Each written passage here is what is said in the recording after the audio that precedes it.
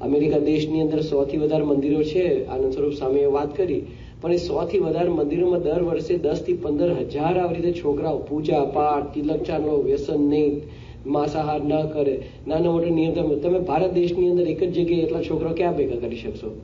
તિલક ચાંદલો કરતા હોય, રોજ પૂજા પાઠ કરતા હોય, મા બાપને પગે લાગતા હોય. ભારત દેશની અંદર તમે મને કહો, એ પ્રમુખ સાહેબ મહારાજ અમેરિકામાં ઉભું કર્યું. એક ઇન્વેસ્ટમેન્ટ થયું કહેવાય ને. એક ચારિત્ર્યનું ઘડતર થયું, એક આવી હિન્દુ સંસ્કૃતિનું ઘડતર થયું. એ પ્રમુખ સાહેબ પછી કર્યું તો ખરું ને. હવે અમદાવાદનો કોઈ હોય ને, ઘણી વાર અમે હરિભક્તો સાથે બેસીને તો અમદાવાદનો કોઈ હોય, આપણે કહો તમે અમદાવાદ માટે તો ત્યાં તમે શું કરતા હતા? એટલે પછી કે આવી રીતે તમારો ધંધો હતો આ તે. એ કે સ્વામી અમદાવાદમાં બહુ હતું. એમ શું હતું? એ કે સ્વામી કર્ણવતી ક્લબમાં મેમ્બરશીપ પણ અમારે હતી. મેં કહ્યું બહુ મોટા, આમ એ તો બધું વટવર. અને બીજું કયું છે ત્યાં? રાજપથ મેમ્બર હતા, કાઢી મૂક્યા. એ આમ કેવું આમ વોટની વસ્તુ છે. હજી પણ તમે પેલો રોડ પર જાઓ ને, આઈ થિંક સીજી રોડ પર જ છે, બરાબર ને? એનો મોટો બોર્ડ છે. ત્યાં ટેનિસ રમવા જાય ને ત્યાં પેલું ક્લબમાં બેસે ને કંઈક આ છે જમે કર ને બધાને મળે કર. પણ એક વોટની વસ્તુ છે ને, એમાં પણ પૈસા. અમેરિકામાં કન્ટ્રી ક્લબ, એ જ વસ્તુ થયું ને. કન્ટ્રી ક્લબમાં દર વર્ષે જે મેમ્બર થતા હોય 20,000, 25,000, $50,000 નાખે છે. કેમ કે આ લોકો સાથે હું ગોલ્ફ રમી શકું, બેસી શકું, પી શકું, જમી શકું છું, એક મેમ્બરશીપ લેવા માટે. આપણે આ કંઈક મેમ્બરશીપ જેવું કંઈ છે નહીં, પણ આપણે કંઈ ખોટું કરીએ છીએ. એમાં તો શું, પોતાનું મનોરંજન માટે કરતા, પોતાનું સ્ટેટસ ટકાવવા માટે કરે છે. એ સિવાય એમાં કશું તમને મળતું નથી. તાર રોકાણ શું ખોટું? તમને નીચે બેહાડીએ એટલું ખોટું કર્યું અમે, બરાબર ને? પણ કોની બાજુમાં બેઠા છે? રાજાધિરાજ, બરાબર ને? એમાં શું ખોટું? એટલે ઘણી વાર શું, આપણે પોતે નથી વિચારતા કે હું શું કરું છું. આપણે થાય કે આ બાંધવું છે ને લાઇટ બિલ ભરવું છે એટલે માગે. ભાઈ એવું નથી. એ તો લાઇટ બિલો તો બધા ભરી દેશે. શાસ્ત્રીજી મહારાજ જયારે સારંગપુરનું મંદિર જયારે કરતા હતા તે વખતે આવી રીતે કોઈ પણ પ્રકારની વ્યવસ્થા નહોતી. નહીં આવી રીતે કોઈ પણ પ્રકારના માના નહીં, પાના નહીં, આવી રીતે દાણા નહીં, પૈસા નહીં, ખાવાનું નહીં, પથરાર નહીં, કોઈ પણ પ્રકારની વ્યવસ્થા નહીં. તે વખતે મોતી ભગવાનદાસ તો પાટીદારનો પટેલ હતા, સમજી શકે એવા માણસ હતા. એને ખબર પડે કે આ વ્યવહાર ખોટો થાય છે, અત્યારે આ મંદિરનું કામ પૂરું નહીં થાય. અને સાસી માસ પાસે આવે છે કે તમે હું માંડ્યું છે બોલવામાં એકદમ પેલા આખા હતા ને ચરોતરના પટેલ. એ કે તમારું કઈ પૂરું નહીં થાય. હજી બોચાસમાં શિખર નહીં મૂક્યા અને તમે આ બાજુ આટલું મોટું મંદિર, કેટલો મોટો પાયો, હજી તો એટલું મોટું શિખર પર મંદિર બનાવવાનું કોઈને હિંમત નથી થતી સંસ્થામાં. અને તે વખતે સાસીમાં જે આખું સોનેરી સારંગપુરનું મંદિર એમના હાથમાં બતાવ્યું અને ત્યારે એમના મનમાં થયું, એમના હાથની અંદર દ્રશ્યમાન કરી દીધું. ત્યારે મોતી ભગવાનદાસ ત્યારે યાદ આવ્યું કે હું ભૂલી ગયો કે કોની આગળ વાત કરું છું. આ કંઈક સામાન્ય લોકના પુરુષ નથી. આ કઈ એવા વ્યક્તિ નથી કે આવી રીતે ધંધોમાં કંઈક નિષ્ફળ જાય. આ તો જેમાં હાથ મૂકે ને એમાં તો સોનેરી જ કામ થાય એવા પુરુષ હતા. એટલે આપણે ઘણી વાર એ યાદ રાખવું પડે કે કોની માટે આ કરીએ છીએ ને કયા આવી રીતે કાર્ય માટે આ કરીએ છીએ. એ રોકાણ છે મોટું. એ આપણે ઇન્વેસ્ટમેન્ટની અંદર આપણે વિશ્વાસ રાખવો. કે બીજું કે કોની માટે કરીએ છીએ. આ જે કંઈક આવી રીતે આપણે સેવા કરીએ છીએ ભગવાન સ્વામિનારાયણની આજ્ઞાથી આપણે કરીએ છીએ. શ્રીજી મહારાજે પોતે શિક્ષાપત્રની અંદર વાત કરી છે કે 10મો 20મો ભાગ મારા બધા હરિભક્તોને કાઢવો, બરાબર ને? અને એ જ આવી રીતે સ્વરૂપમાં ગુણાતીતાનંદ સ્વામી કીધું કે કુસંગીના ફેલમાં સત્સંગીના રોટલા, બરાબર ને?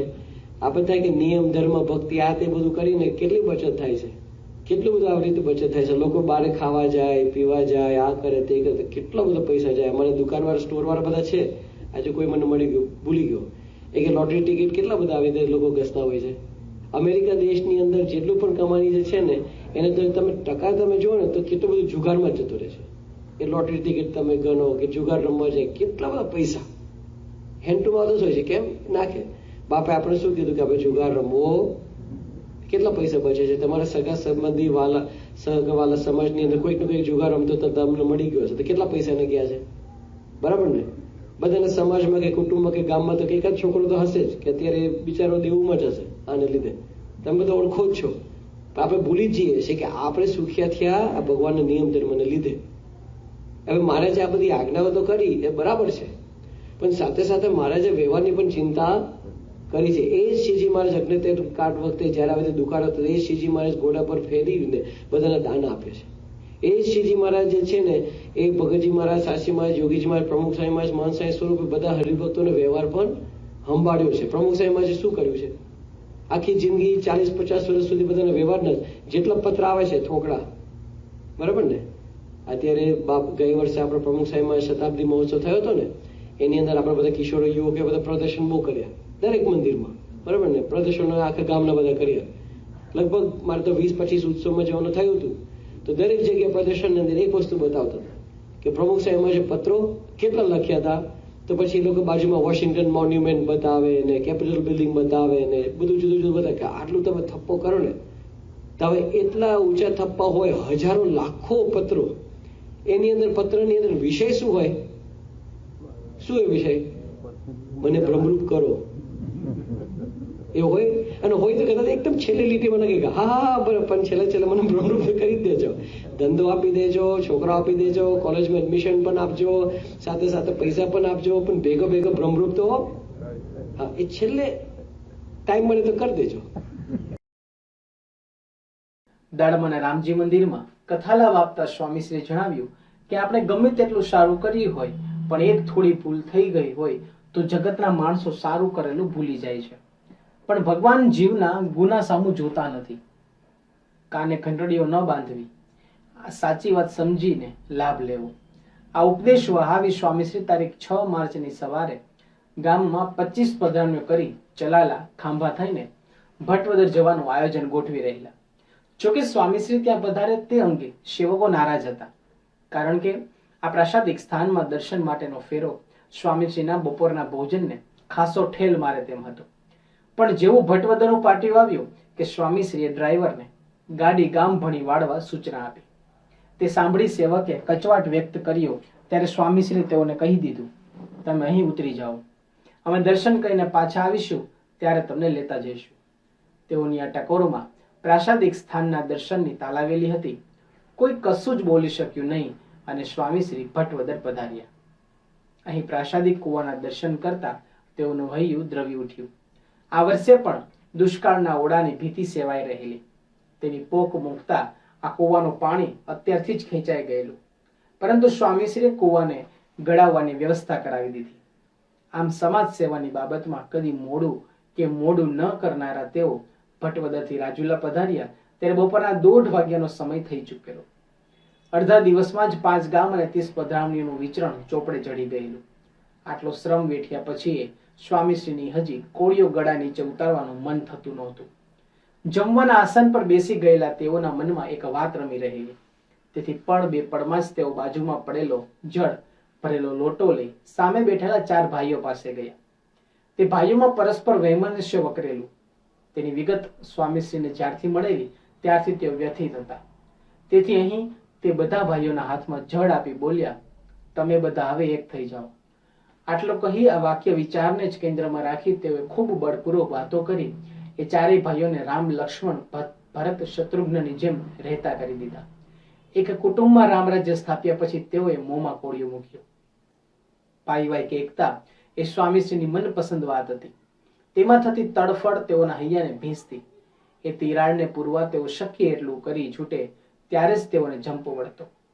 હજારો પરિવારો પોતાના મોંમાં શાંતિથી કોળિયો મૂકી શકે તે માટે સ્વામીશ્રી સ્વયં પોતાના કોળિયા ઠેલી દેતા. રાજુલાથી સ્વામીશ્રી ડુંગરના ભક્તોને લાભ આપી છાપરી જવા નીકળ્યા.